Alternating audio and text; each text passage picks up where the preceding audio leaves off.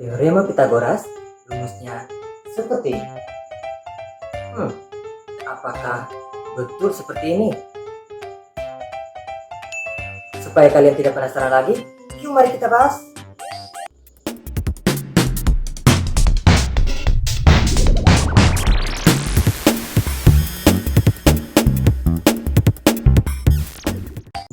Halo adik-adik, apa kabar kalian hari ini? Semoga sehat-sehat selalu ya, dan tetap semangat. Hari ini kita akan belajar tentang Teorema Pitagoras.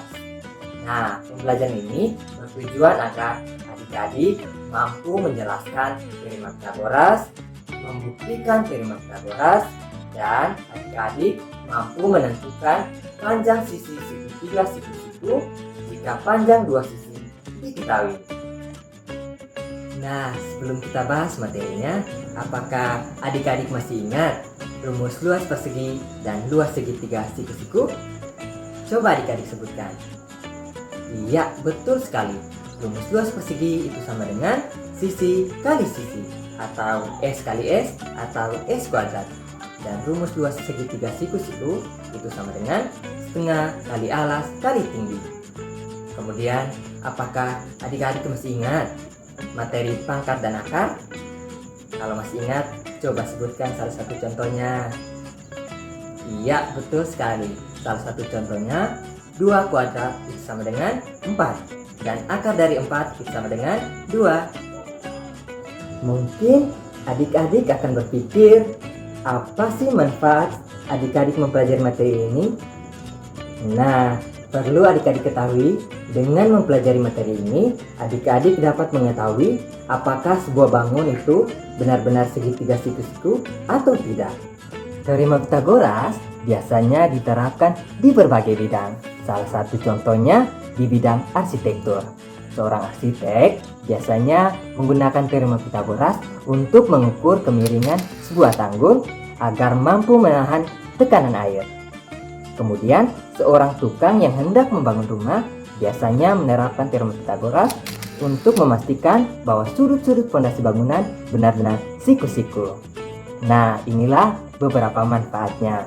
Dan masih banyak lagi loh manfaat dan penerapannya dalam kehidupan sehari-hari. Baik adik-adik, sekarang kita bahas materinya. Teorema Pitagoras menyatakan bahwa kuadrat sisi miring suatu segitiga siku-siku sama dengan jumlah kuadrat dari sisi-sisi yang lain. Sekarang coba adik-adik perhatikan segitiga siku-siku berikut. Sisi C merupakan hipotenusa atau sisi terpanjang atau sisi miring sebuah segitiga siku-siku. Sisi C atau hipotenusa berhadapan dengan sudut siku-siku sebuah segitiga. Sedangkan sisi A dan sisi B merupakan sisi tegak atau sisi penyiku. Segitiga siku-siku akan berlaku Teorema Pitagoras. Dan sebaliknya, Teorema Pitagoras hanya akan berlaku pada segitiga siku-siku. Sekarang kita akan membuktikan Teorema Pitagoras. Pertama-tama, kita buat segitiga siku-siku dengan panjang sisi A, B, dan C. Perhatikan rumusnya. A kuadrat atau A kali A ini merupakan rumus apa? Iya, betul sekali. Ini merupakan rumus luas persegi dengan panjang sisi A dan luasnya A kuadrat. Sehingga A kuadrat dapat kita gambarkan sebagai sebuah persegi dengan panjang sisi A dan luasnya A kuadrat seperti gambar berikut. Untuk B kuadrat dan C kuadrat dapat juga digambarkan sebagai luas persegi dengan panjang sisi B dan C serta luasnya B kuadrat dan C kuadrat. Sekarang kita buat segitiga siku-siku yang sama dengan segitiga siku-siku yang pertama. Kemudian kita pindahkan dan letakkan seperti ini. Kita himpitkan sisi C segitiga dengan sisi C persegi. Kemudian kita buat lagi dua segitiga siku-siku yang sama seperti sebelumnya. Lalu kita pindahkan dan letakkan seperti ini. sehingga membentuk persegi yang besar. Sekarang adik-adik perhatikan, kita akan memindahkan segitiga-segitiga. Namun, segitiga-segitiga yang kita pindahkan harus tetap berada di dalam persegi yang besar ini ya. Pertama, kita pindahkan segitiga yang ini ke bawah seperti ini. Dan perhatikan, luas daerah yang berwarna kuning, luasnya tetap C kuadrat.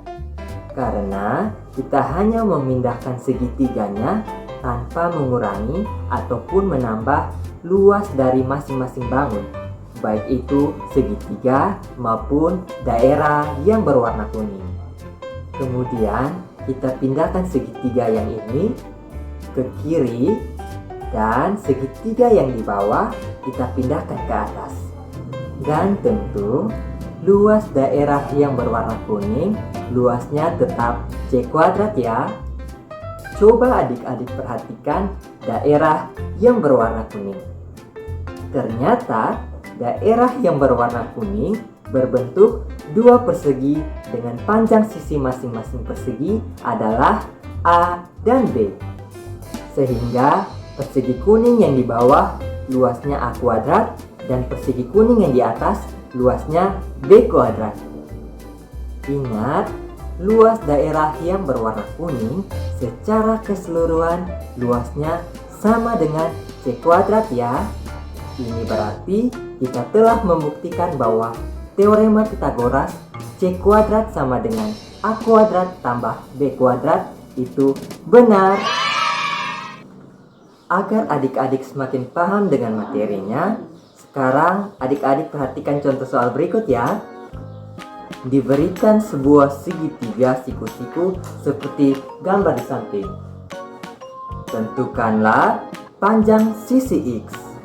Baik, untuk menjawab soal ini, pertama-tama kita tentukan apa saja yang diketahui dan ditanya dari soal ini. Perhatikan sisi X. Ternyata sisi X berhadapan dengan sudut siku-siku segitiga tersebut. Maka sisi X merupakan sisi apa? Iya, betul sekali. Sisi X merupakan hipotenusanya atau C sama dengan X. Sedangkan dua sisi yang diketahui adalah sisi tegak atau sisi penyiku. A sama dengan 8 cm dan B sama dengan 15 cm. Sehingga dapat kita tulis diketahui A sama dengan 8 cm, B sama dengan 15 cm. Dan ditanya C sama dengan X sama dengan titik titik titik. Penyelesaian C kuadrat sama dengan A kuadrat tambah B kuadrat. Kita substitusikan masing-masing nilai sehingga diperoleh X kuadrat sama dengan 8 kuadrat tambah 15 kuadrat. X kuadrat sama dengan 64 tambah 225. X kuadrat sama dengan 289. Agar diperoleh nilai X, maka kedua ruas kita akarkan. Sehingga X sama dengan akar dari 289. X sama dengan 17. Jadi panjang X sama dengan 17 cm. Nah adik-adik, untuk memperdalam pemahaman kalian akan materi ini, pastinya lebih seru kalau kalian dapat menyelesaikan soal berikut ini ya. 2 hours later. Oke, kita cek jawaban kalian ya. Jawabannya seperti ini. Gimana? Jawaban adik-adik benar kan? Sebagai bonus buat adik-adik, nih aku kasih penyelesaiannya.